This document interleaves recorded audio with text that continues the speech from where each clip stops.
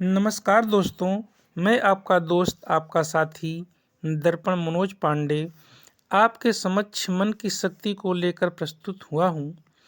आप सभी सुनने वालों का बहुत बहुत धन्यवाद, आभार। दोस्तों, मन दो प्रकार का होता है, एक चेतन मन और दूसरा अचेतन मन। मन हमारा कभी भी शांत नहीं रहता। हमारे अंदर एक दिन में हजारों हजार विचार उठते हैं। कभी कभी आपका मन किसी कार्य को करने का करता है और मस्तिष्क भी उसे मान लेता है। अगर आपके शरीर और मन मस्तिष्क पर आपके मन का पूरा कब्जा नहीं है तो आपकी अंतरात्मा आपको समय समय पर मार्गदर्शन कराती है। मन हमेशा हमसे बहुत तरीके से छल करता है। मन मस्तिष्क की उस क्षमता को कहते हैं जो मनुष्य को चिंतन शक्ति, स्मरण शक्ति, निर्णय शक्ति, अंतर्दृष्टि में सक्षम बनाती है। मन शरीर का वो हिस्सा या प्रक्रिया है जो किसी भी चिंतन को ग्रहण करने, सोचने या समझने का कार्य करता है। मन को शांत रखना आसान नहीं होता है, लेकिन अगर मन को शांत रखने पर विजय पा जाते हैं तो आप जीवन के कठिन से कठिन चुनौतियों से बड़ी ही सहजता से पार पा सकते हैं। मन हमारा बहुत ही चंचल होता है, थोड़ी सी विचलन से ही विचलित हो जाता है।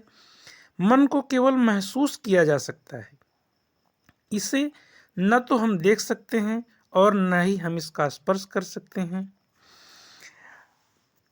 मन बहुत ही चंचल होता है। संसार में इसकी गति से बड़ी गति और किसी की नहीं हो सकती। अभी धरती पर है तो पलक झपकते ही सारे संसार का चक्कर लगाकर वापस आ जाता है। जिसकी गति इतनी तीव्र हो उसको स्थिर रखना इतना आसान नहीं होता है। इसके पीछे आप जितना भागेंगे उतना ही तीव्रता से आपको भगाएगा। जिससे अपना मन अपने बस में कर लिया हो और जब मन खुद उसके आदेशों का पालन शुरू कर दिया हो तो उस दिन से वो व्यक्ति मनुष्य के स्तर से उठकर भगवान बन सकता है। सामान्यतः मनुष्य कुछ हद तक अपनी सोच बदलकर, योग ध्यान कर अपनी मन की गति कुछ हद तक अवश्य मोड़ सकता है। मन को स्थिर करना असंभव नहीं है। निरंतर प्रयास एवं सक्षम मार्गदर्शक के सानिध्य में इसे किया जा सकता है। यदि आपके सक्षम गुरु की आप पर असीम कृपा हुई तो करुणावश आपका मैग्नेट क्षण भर में चार्ज कर सकते हैं, वरना सारी उम्र बीत जाएगी, कुछ भी हासिल नहीं होगा। जो परम पिता परमेश्वर को प्राप्त कर लेता है उसी को परम शांति का अनुभव हो जाता है। मन स्थिर हो जाने के बाद पूरी तरह से मनुष्य परम पिता परमेश्वर से जुड़ जाता है। वो हर प्रकार की सिद्धि प्राप्त कर सकता है।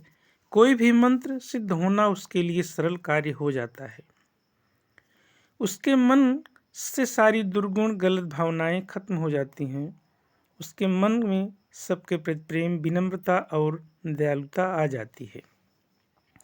जो मन को ध्यानपूर्वक स्थिर कर लिया है तो अंदर की उत्तेजना खत्म हो जाती है।